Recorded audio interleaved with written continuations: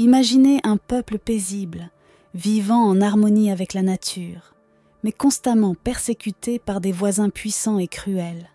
Pendant des générations, ils ont subi des raids, vu leur village brûler et leurs proches emmenés comme esclaves. Leur existence semblait condamnée à la soumission, jusqu'à ce qu'un roi désespéré prenne une décision impensable.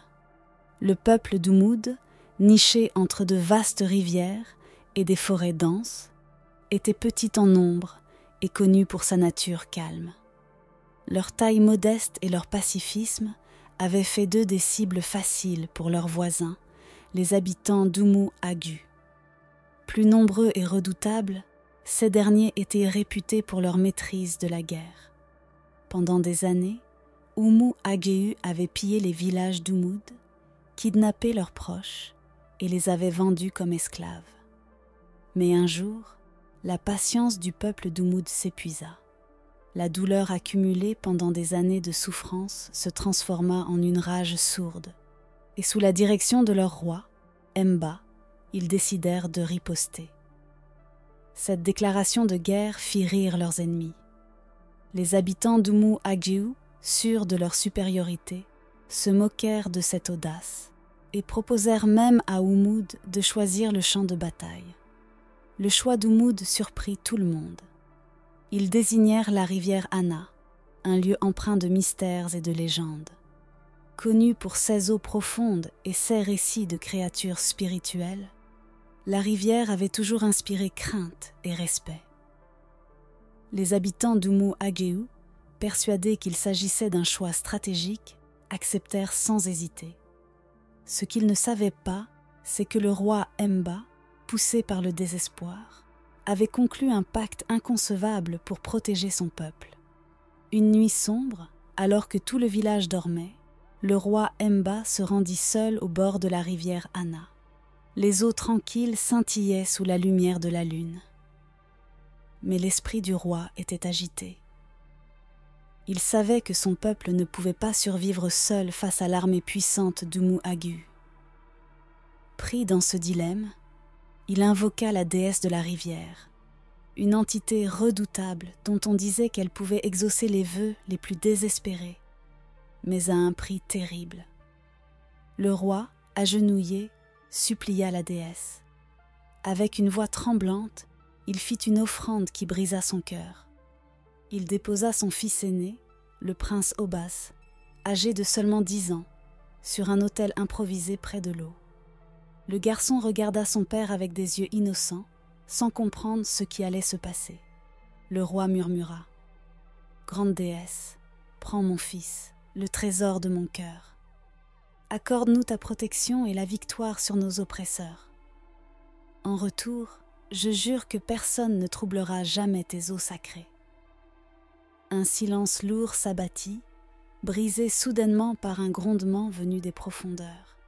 Les eaux de la rivière tourbillonnèrent, et une silhouette majestueuse émergea lentement. La déesse de la rivière se tenait devant le roi. Sa présence était écrasante, comme si la rivière elle-même avait pris vie. Sa voix, à la fois douce et impérieuse, résonna dans l'air.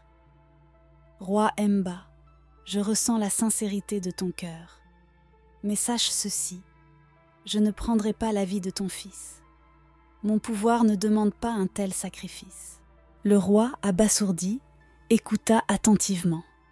La déesse poursuivit. « En échange de la victoire que tu demandes, ton peuple devra conclure un pacte sacré avec moi. La rivière Anna m'appartiendra à jamais. Aucun humain ne pourra y pêcher, y naviguer ou la troubler, sous peine de subir ma colère. » Les larmes aux yeux, le roi Mba s'inclina profondément.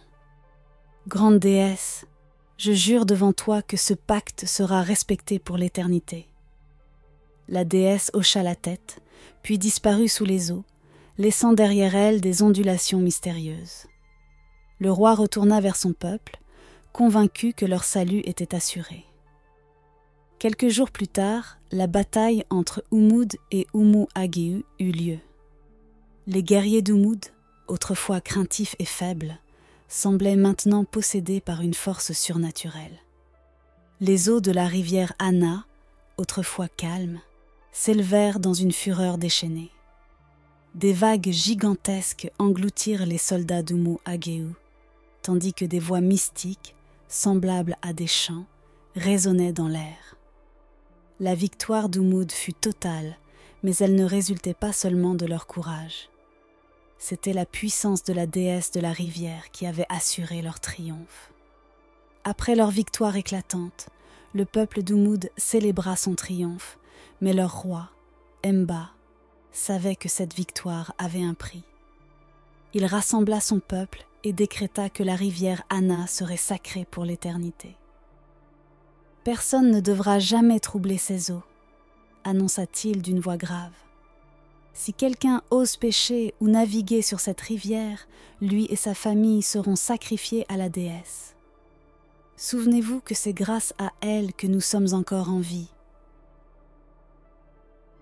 Les habitants, profondément marqués par les événements, obéirent à cet ordre sans question. La rivière devint un lieu de mystère et de respect. Les générations suivantes transmirent cette histoire comme une leçon précieuse sur le respect des forces invisibles qui les entouraient. Des décennies passèrent et le roi Mba rejoignit ses ancêtres, mais son héritage demeura. Ses descendants continuèrent à régner sur le royaume, en veillant à ce que la rivière reste inviolée.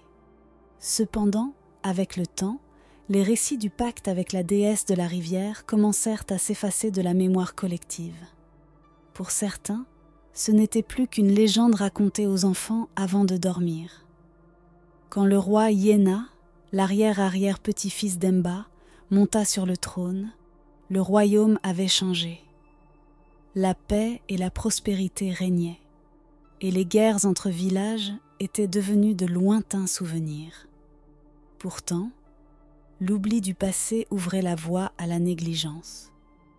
La rivière Anna, autrefois un symbole sacré, était maintenant perçue comme une simple étendue d'eau.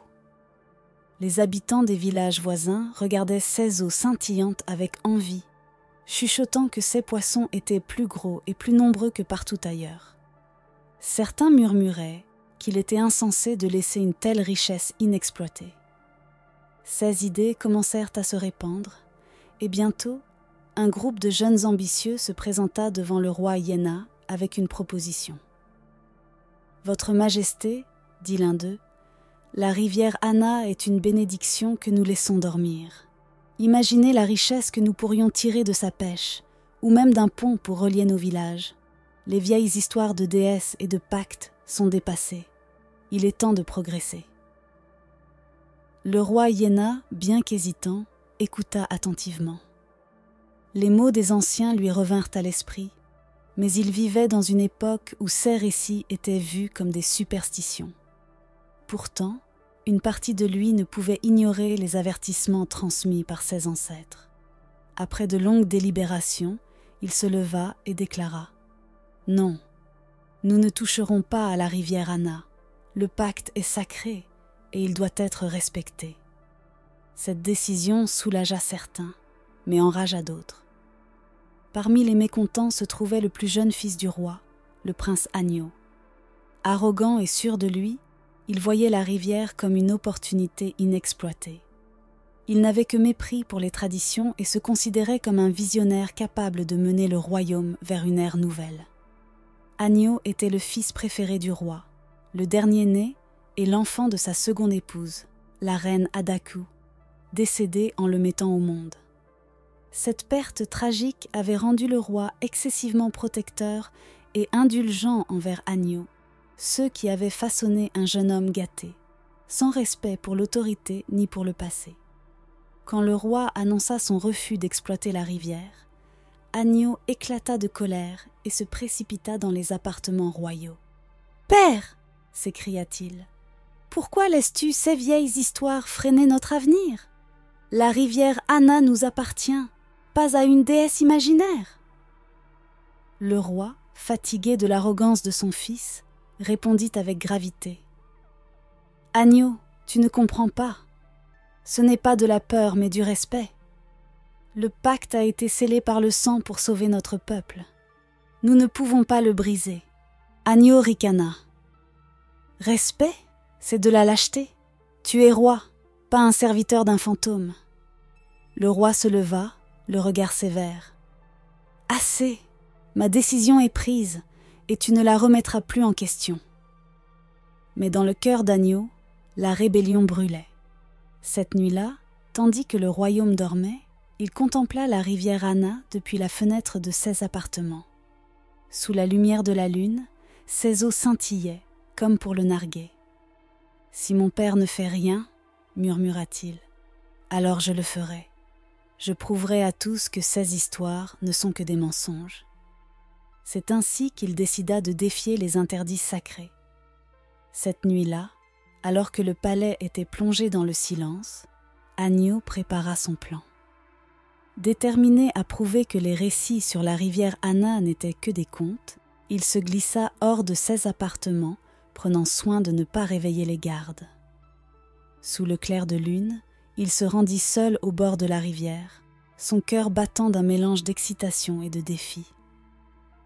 Il installa son campement près de l'eau et sortit un filet de pêche.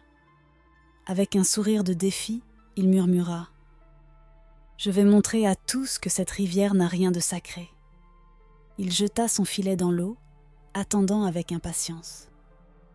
À sa grande surprise, il sentit rapidement une résistance. En tirant le filet, il découvrit les poissons les plus magnifiques qu'il ait jamais vus. Leurs écailles brillaient sous la lumière de la lune comme des joyaux, reflétant des couleurs vives et surnaturelles. Agno éclata de rire en voyant son butin. « Quel trésor !» s'exclama-t-il. « Mon père et ses anciens fous ne savent pas ce qu'ils ratent. » Encouragé par sa première prise, il continua à jeter son filet encore et encore, attrapant des poissons toujours plus gros et plus beaux. Son cœur débordait de fierté et d'excitation. Après avoir rempli plusieurs paniers, il décida de s'asseoir près du feu pour savourer un de ces poissons. Il en choisit un particulièrement grand, dont les écailles semblaient presque lumineuses. Sans hésiter, il le tua, l'écailla et le fit griller. L'arôme du poisson grillé emplit l'air. Agno, satisfait de son audace, prit une première bouchée. C'était le poisson le plus délicieux qu'il ait jamais goûté. Il riait seul, imaginant comment il allait impressionner la cour royale avec ceux qu'il avait découverts. Mais, pendant qu'il savourait son repas, quelque chose d'étrange se produisit. Sous la surface calme de la rivière Anna, les eaux commencèrent à bouillonner légèrement. Les ondulations devinrent des vagues, comme si la rivière elle-même réagissait à ce qui venait de se passer. Les enfants de la déesse, des esprits aquatiques jouant dans les profondeurs, sentirent une perte immense. Ils remontèrent à la surface, criant de douleur et d'alarme. « Mère !» pleurait-il. « Un humain a pris notre sœur, il l'a tuée et il la mange. » Au plus profond de la rivière, la déesse Anna sentit la douleur de ses enfants et fut immédiatement alertée. Elle s'éleva des profondeurs avec une rage silencieuse mais implacable. Ses mouvements faisaient trembler le lit de la rivière et les eaux s'agitaient violemment. Quand elle arriva à la surface, elle vit Agno assis près du feu, savourant la chair de son enfant préféré, 16 écailles lumineuses encore visibles près des flammes. La déesse poussa un cri perçant, un son si puissant qu'il fit trembler le sol et réveilla tout le village. Agno sursauta, lâchant son repas et se retournant pour faire face à la déesse. Elle était immense, imposante, avec des yeux brillants de colère et de tristesse. Les eaux derrière elle tourbillonnaient comme si la rivière elle-même partageait sa rage. La nuit s'illumina soudain comme si le soleil s'était levé en pleine obscurité. Le cri de la déesse résonna à travers tout le royaume, brisant des fenêtres, fissurant des pierres et plongeant les habitants dans une peur panique. Agno, effrayé, se leva et commença à courir. Il traversa le village en hurlant, son visage déformé par la terreur. Les villageois, réveillés par le chaos, se précipitèrent hors de leur maison, confus et effrayés par la lumière surnaturelle et les tremblements de terre. Ils virent Agneau passer en courant, mais aucun ne comprenait ce qui se passait. Agneau atteignit le palais, ses jambes tremblant sous lui. Il entra en trombe dans la salle du trône où le roi Iéna et son conseil étaient déjà rassemblés, alertés par le vacarme. Le roi se leva d'un bond, alarmé par l'état de son fils. « Qu'as-tu fait, Agneau » demanda-t-il d'une voix mêlée d'inquiétude et de colère. Agneau tomba à genoux devant son père, tremblant de tout son corps. « Père, pardonne-moi, je t'en supplie. J'ai péché dans la rivière Anna. J'ai pris l'un des enfants de la déesse et je l'ai mangé. Je ne savais pas. Et maintenant elle est là. Elle vient pour moi. » Un silence pesant s'abattit dans la salle. Le visage du roi devint livide.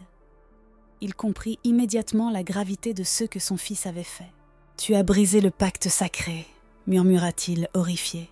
« Tu as condamné non seulement toi-même, mais nous tous. » Soudain, les portes du palais s'ouvrirent avec fracas, poussées par une force invisible. Une brise glaciale emplit la salle, et la lumière étrange de la déesse inonda l'espace. Elle apparut, majestueuse et terrifiante, 16 yeux flamboyants fixant Agneau et le roi. Sa voix résonna comme un millier d'orages. « Vous avez osé briser le pacte sacré. Vous avez tué ma fille. Maintenant, vous devez payer. » La déesse, immense et rayonnante d'une colère divine, s'avança dans la salle du trône. Sa présence seule semblait peser sur l'air, rendant chaque respiration difficile. Les murs tremblaient, et les villageois rassemblés à l'extérieur du palais observaient avec effroi la lumière surnaturelle qui émanait de la déesse. « Roi Iéna » tonna-t-elle, sa voix résonnant comme un grondement lointain. « Votre fils a osé briser le pacte scellé dans le sang de vos ancêtres. Ce pacte a protégé votre peuple pendant des générations, et pourtant, vous avez laissé l'arrogance et la cupidité souiller cette terre. Pour cela, je réclame justice. » Le roi, les épaules affaissées par le poids de la culpabilité, s'inclina profondément. « Grande déesse, » dit-il d'une voix tremblante, « je reconnais notre faute. Je n'ai pas su contenir l'ambition de mon fils, et il a violé vos lois sacrées. Mais je vous implore, épargnez mon peuple. Ils ne sont pas responsables de ces actes. Prenez ma vie, mais laissez-les vivre. » La déesse le regarda avec mépris. « Vous n'avez pas compris ? Ce n'est pas seulement votre vie ou celle de votre fils que je réclame. Votre lignée entière doit être effacée pour restaurer l'équilibre. Si vous ne vous sacrifiez pas tous avant le prochain lever de lune, alors chaque premier-né de ce royaume mourra. » Un cri d'horreur s'éleva parmi les villageois. Les mères serraient leurs enfants contre elles, les larmes aux yeux, tandis que des murmures furieux et accusateurs se tournaient vers le roi et Agneau. Le peuple, pris de panique, se rassembla en masse. Le prêtre du village, un homme âgé respecté pour sa sagesse, s'avança vers le roi. « Votre Majesté, nous ne pouvons pas risquer la vie de nos enfants. Vous et votre famille devez vous sacrifier pour apaiser la colère de la déesse. » Agneau, terrifié, s'accrocha au bras de son père. « Père, non! Nous ne pouvons pas faire cela! Elle bluffe! Elle ne fera rien !» Mais ces mots étaient vides de conviction, et ses genoux tremblaient sous lui. Le roi, le visage empreint de douleur et de résignation, posa une main ferme sur l'épaule de son fils. « Agneau, tu as commis une faute irréparable. Nous devons en assumer les conséquences. » Le prêtre ordonna que le roi et son fils soient emmenés au bord de la rivière Anna. Les villageois, pris entre la peur et la colère, accompagnèrent le cortège. Les gardes royaux, bien que loyaux, baissèrent la tête, incapables de contester la volonté du peuple et de la déesse. Lorsque le groupe atteignit la rivière, ses eaux étaient en furie. Les vagues se brisaient contre les rives, comme si la rivière elle-même rugissait de colère. La déesse apparut à nouveau, se dressant au-dessus des flots, son regard perçant fixé sur le roi et son fils. Le prêtre commença les anciens rites de sacrifice, appelant les forces de la rivière pour qu'elles acceptent l'offrande et épargnent le royaume. Le roi, les mains tremblantes, se tourna une dernière fois vers son peuple.